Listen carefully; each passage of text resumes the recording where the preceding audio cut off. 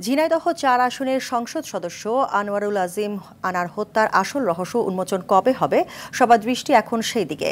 দুই দেশের গোয়েন্দা তৎপরতায় এরই মধ্যে নারীসহ বেশ কয়েকজনকে গ্রেফতার করা সহ দফায় দফায় ঢাকায় ৩ জনকে রিমান্ডে নিয়েও রহস্যের জট এখনও পুরোপুরি খুলছে না।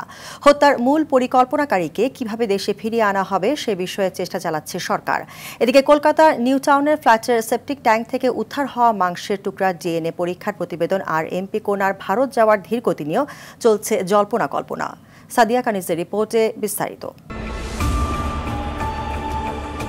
চিকিৎসার জন্য গেল মাসের ১২ তারিখ ভারতের কলকাতার উদ্দেশ্যে রওনা দেন ঝিনাইদহ ৪ আসনের সংসদ সদস্য আনার। এর কদিন পর নিখোঁজ হলে ভারত ও বাংলাদেশে দুটি মামলা হয়। নড়ে চড়ে বসে দুই দেশের গোয়েন্দা পুলিশ।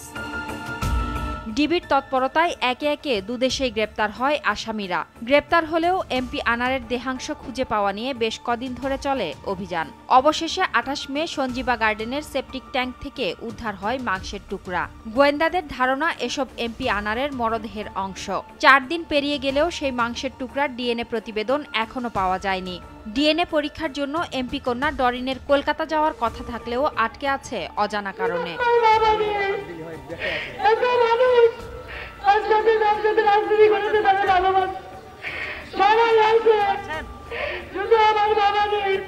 জল বহুদূর গড়ালেও কি কারণে হত্যা করা হয়েছে তা নিয়ে এখনো ধূম্রজাল কাটছে না।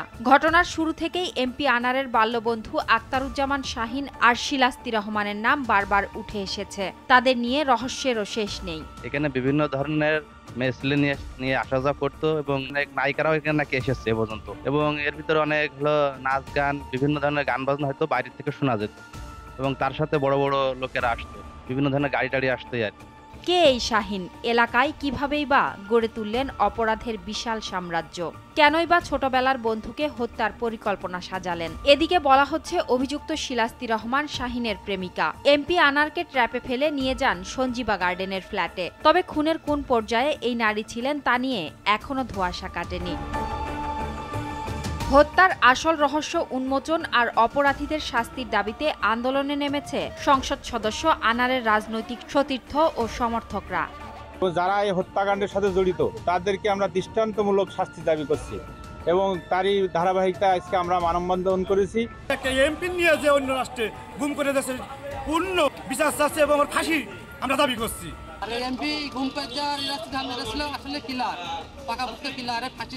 এদিকে স্বরাষ্ট্রমন্ত্রী বলেন, হত্যার মূল মামলা যে দেশে হয়েছে সেখানেই এর তদন্ত হবে। হত্যাকাণ্ডটা সংঘটিত হয়েছে ভারতে, কাজেই মূল যে হত্যাকাণ্ড অনুযায়ী যে মামলাটা সেটা ভারতেই হয়েছে এবং ভারত থেকে সেটা হবে এবং ভারতের সঙ্গে যুক্তরাষ্ট্রের বন্দি বিনিময় প্রত্যাবর্তন চুক্তি রয়েছে।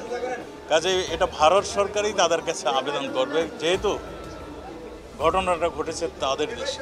আনার হত্যার তদন্তের জন্য শনিবার নেপালের উদ্দেশ্যে রওনা দেন ডিবি প্রধান সহ ৩ সদস্যের প্রতিনিধি দল।